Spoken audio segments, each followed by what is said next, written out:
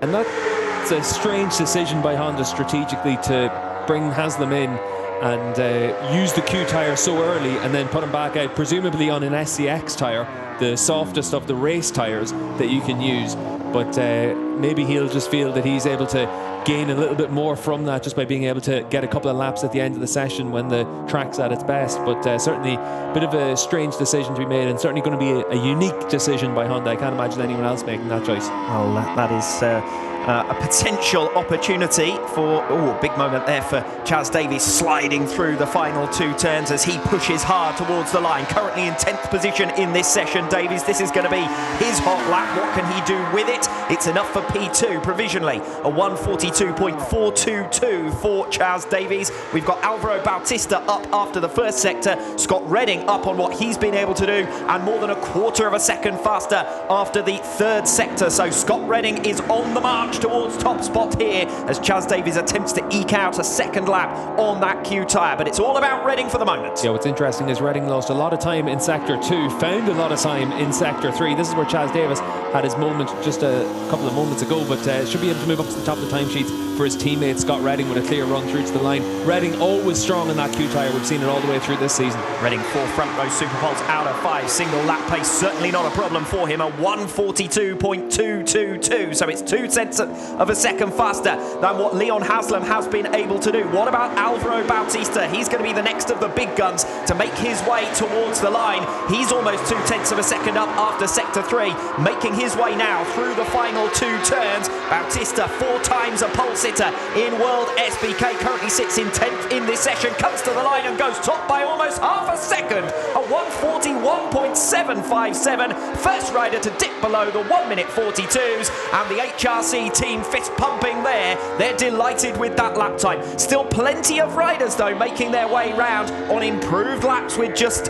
1 minute remaining on the clock. Yeah, Van der Mark only down by a tenth of a second into the final sector, but we saw again on that run down in towards turn 10, that bike just locked into lock all the way in on the entry. But as long as Van der Mark's still able to hold that momentum, still hold that confidence through that point, he's been doing it lap after lap through the weekend, so he should still be able to set a decent time in the final sector. He's down in 14th spot. He's going to move up the order though. Michael Van der Mark, an average just 7th on the grid this season, makes his way towards the line and goes second. It's not enough to beat Bautista. He slots in between Bautista and Scott Redding, who is up in 3rd position. Tried to eke another lap out with a couple of tenths of a second gained in the first sector, but it's gone away from him. So Redding relegated to 3rd, and he's now under pressure from the likes of Rinaldi, from Ray, from Sykes further down the order. He's on a good lap as well. Rinaldi getting a little bit crossed up there into turn 10. Could that have cost him some time? Well, he's got 3 tenths at hand through 3 sectors, so he's still going to be able to set a good time here, but certainly could have cost himself some time.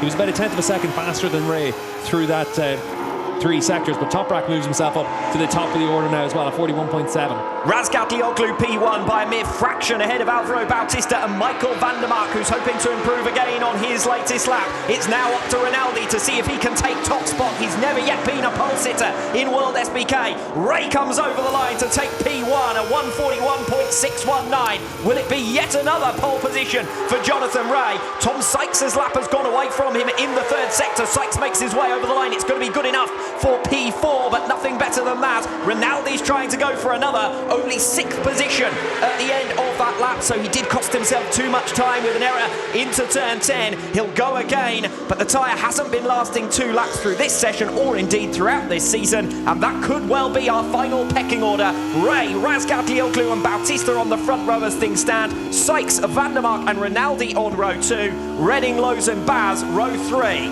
Yeah, 4 different manufacturers inside the top 4 positions as it stands right now. Another clear indication of just how competitive it's been in WorldSBK all the way through this season. Toprak doing a really good job on his lap to be able to put himself up onto that front row start. There was a time when the Q tyre was a big issue for Toprak, but he has made a step forward with it this year.